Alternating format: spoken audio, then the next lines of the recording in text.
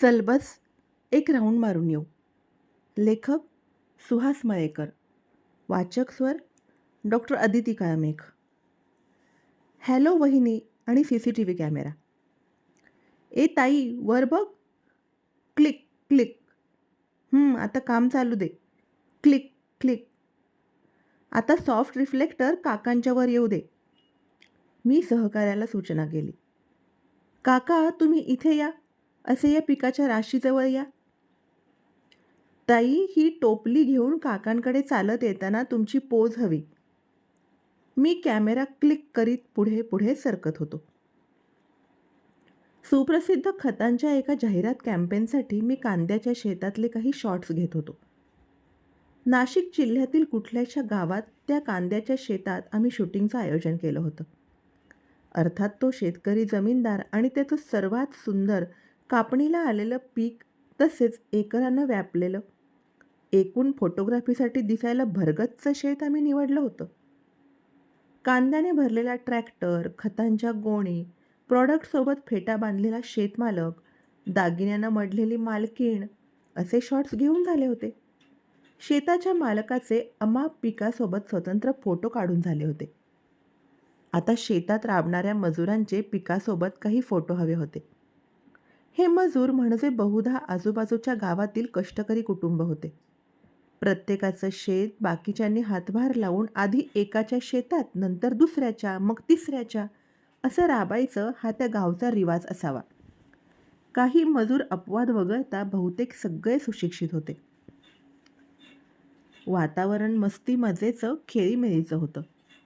बाजारात जाण्याआधी सुकलेल्या खांद्याची साफसफाई आणि निवड चालली होती. शेतात एकीकडे काही मजूर कांदा ट्रॅक्टरमध्ये भरत होते. ठिकठिकाणी छोट्या छोट्या राशी रचल्या होत्या आणि प्रत्येक राशीजवळ बाया बापडे बसून कांदे साफ करत होते.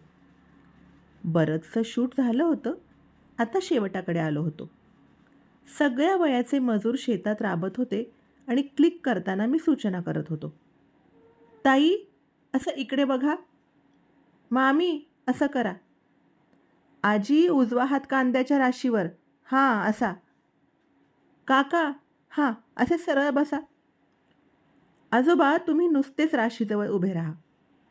ए ताई हां तू अशी बस. माई. अहो ताई तुम्ही तिकडे बसा.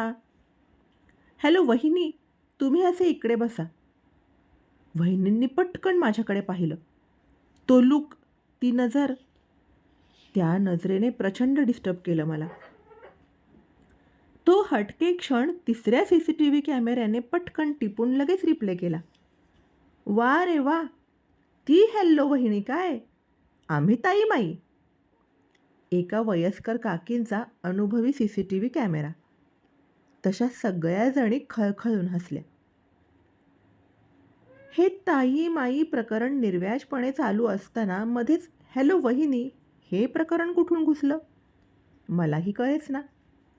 कदाचित पुरुषी मानसिकता असावी ती नकळत बाहेर पडली.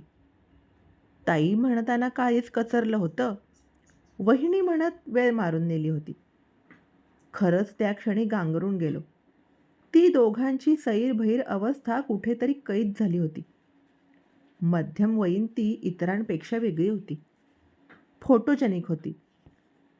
भानावर येऊन मी सांगून टाकलं, वहिनी तुम्ही खरंच खूप सुंदर आहात. त्यांना स्वसौंदर्याची जाणीव होती. माझ्या या कबुलीवर मात्र एकच खसखस पिकली. अगदी बाजूला असलेल्या तिच्या नवऱ्यासकट. इतकी सुंदर समज, इतकं सुंदर निखळ वातावरण, ग्रामीण भाग असूनही इतका मनमोकळेपणा. मला खूप हेवा वाटला. गावातली माणसं खूप हुशार असतात.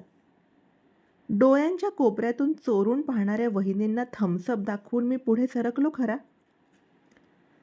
आउटडोअर फोटोग्राफीसाठी डे लाईटचं भान असावं लागतं.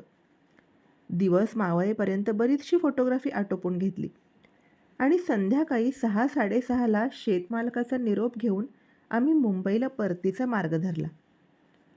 तिथे मागे काहीतरी राहून गेल्याची हुरहुर लागली होती. आमचा ताफा निघाल्यावर कारमधला माझा सहकारी म्हणाला, त्या वहिनीनं मजुराकरवी कांद्याचं पोतं आणून टाकले डिकीत. मला आश्चर्य वाटलं नाही. पण तेव्हा भटकून आलेल्या काळजाने एक मस्त फ्लाइंग किस हवेत उडवला. स्त्री पुरुषांमध्ये असं एक अलिखित समीकरण असावं. अशा संवादांमधून कुणाचंच काही नुकसान होणार नसतं. आम्ही परत कधीच भेटणार नव्हतो. पण उत्स्फूर्तपणे बाहेर पडलेलं, "वहिनी, तुम्ही खरंच खूप सुंदर आहात." हे माझे शब्द ती जपून ठेवणार होती निश्चित. आणि आमचा तो चकमकीचा क्षण त्या वयस्क काकींनी नजरेच्या कॅमेऱ्यात टिपून ठेवला असणार. मी तिला स्वप्न देऊन तिथून निघालो होतो. तिने न सांगता कृतीतून ते स्पष्टपणे कबूल केलं होतं. 50शी नंतरही असं होतं तर. धन्यवाद.